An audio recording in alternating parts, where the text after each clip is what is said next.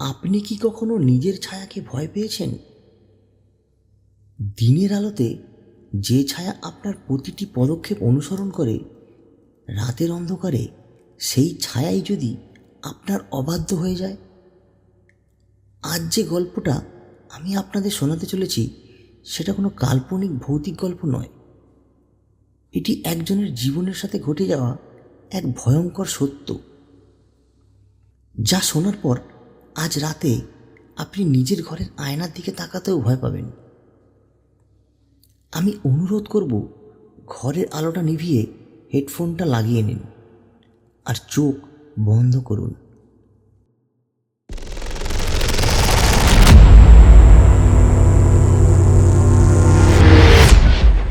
আপনারা শুনছেন ভূত FM, ভয়ের আর এক নাম। ঘটনাটি ঘটেছিল আজ থেকে প্রায় 7 বছর আগে। গল্পের প্রধান চরিত্র অনির্বাণ, পেশায় একজন ওয়াইল্ড লাইফ ফটোগ্রাফার। কাজের চাপে শহরের কোলাহল থেকে দূরে কয়েকদিনের জন্য একটু শান্তির খোঁজে সে পাড়ি দিয়েছিল নর্থ বেঙ্গলের এক প্রত্যন্ত গ্রামে। ডাউহিল থেকে বেশ কয়েক কিলোমিটার ভেতরের দিকে জঙ্গলের বুক চিয়ে চলে গেছে একটা সরু রাস্তা। সেই রাস্তার শেষ প্রান্তে ব্রিটিশ আমলের একটা পুরনো ডাকবাংলো, কাঠের তৈরি দোতলা বাড়ি, চারপাশটা ঘন পাইন আর ফার গাছে ঘেরা। অনির্বাণ যখন সেই বাংলোতে পৌঁছায় তখন বিকেল গড়িয়ে প্রায় সন্ধে নেমেছে। পুরো বাংলোতে সে একা, আর আছে শুধু একজন বয়স্ক কেয়ারটেকার, রহিম চাচা।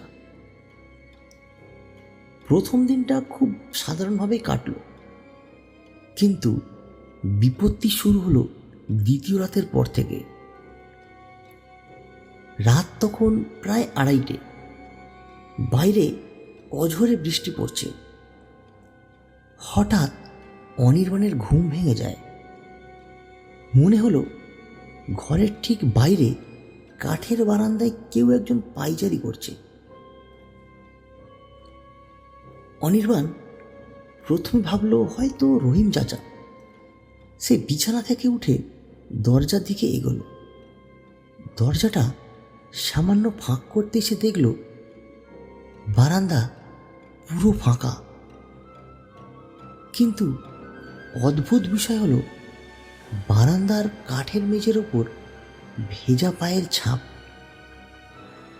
কেউ একজন এইমাত্র সেইখান থেকে হেঁটে গেছে, আর পায়ের ছাপগুলো এসে থেমেছে ঠিক অনির্বাণের ঘরের দরজার সামনে। অনির্বাণের বুকের ভেতরটা ছ্যাঁত করে উঠল। সে তাড়াতাড়ি দরজা বন্ধ করে ছিটকিনি তুলে দিল। সেই রাতে সে আর দু চোখের পাতা এক করতে পারেনি। পরদিন সকালে রহিম চাচাকে ব্যাপারটা জিজ্ঞেস করতেই চাচার মুখটা ফ্যাকাশে হয়ে গেল। তিনি শুধু নিচু গলায় বললেন, বাবু, রাতের বেলা যাই শুনুন না কেন, ভুলেও দরজা খুলবেন না। এই জঙ্গলে কিছু কিছু জিনিস আছে যারা মানুষের একাকিত্বের সুযোগ নেয়।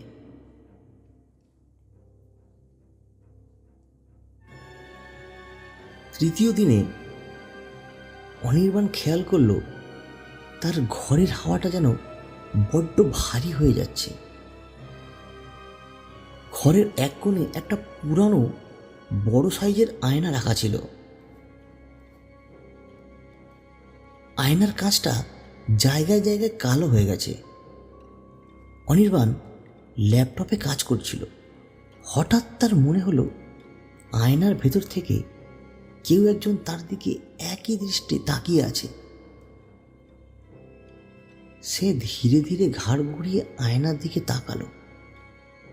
সেখানে তার নিজেরই প্রতিবিম্ব, কিন্তু কোথাও একটা সূক্ষ্ম অমিল আছে।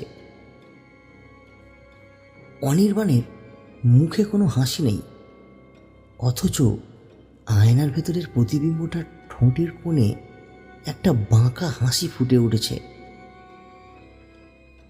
অনির্বাণ নিজের চোখকে বিশ্বাস করতে পারল না। সে হাত তুলে নিজের মুখটা মুছল, কিন্তু আয়নার ভেতরের প্রতিবিম্বটা নিজের হাত তুলল না। সেটা স্থির হয়ে দাঁড়িয়ে রইল, আর তার সেই মুখের বিকৃত হাসিটা ক্রমশ চওড়া হতে লাগলো। ভয়ে অনির্বাণের সমস্ত শরীর অবশ হয়ে আসছিল। এটা কোনো সাধারণ ভূত বা প্রেতাত্মা নয়, এটা ছিল একটা প্যারাসাইটিক অ্যান্টিটি, যা মানুষের মনকে, তার আত্মাকে গ্রাস করে। হঠাৎ ল্যাপটপের স্ক্রিনটা দপ করে নিভে গেল। পুরো ঘর ঘুটঘুটে অন্ধকার। অন্ধকারের মধ্যে অনির্বাণ স্পষ্ট শুনতে পেল কেউ একজন ঠিক তার কানের কাছে ফিসফিস করে বলছে, তুমি এখানে কি করছো? আমি তোমার সাথেই আছি, তোমার ভেতরে। অনির্বাণ চিৎকার করে রুম থেকে বেরিয়ে আসার চেষ্টা করলো, কিন্তু দরজার হ্যান্ডেলটা ঘুরছে না। কে যেন বাইরে থেকে দরজাটা আটকে দিয়েছে। সে পাগলের মতো ধাক্কা দিতে শুরু করলো। ঠিক তখনই অন্ধকারে তার কাঁধের ওপর একটা বরফের মতো ঠান্ডা হাতের স্পর্শ অনুভব করছিল সে। হাতটা আস্তে আস্তে তার গলার দিকে উঠে আসছে। অনির্বাণ বুঝতে পারল ওটা অন্য কারো হাত নয়, ওটা তার নিজের হাতের মতোই। কিন্তু তার নিজের দুটো হাতই তো দরজার ওপর রাখা, তাহলে এই তৃতীয় হাতটা কার? সেই রাতে রহিম চাচার চিৎকার শুনে দরজা ভেঙে অনির্বাণকে উদ্ধার করেন। অনির্বাণ তখন ফ্লোরে অজ্ঞান হয়ে পড়েছিল।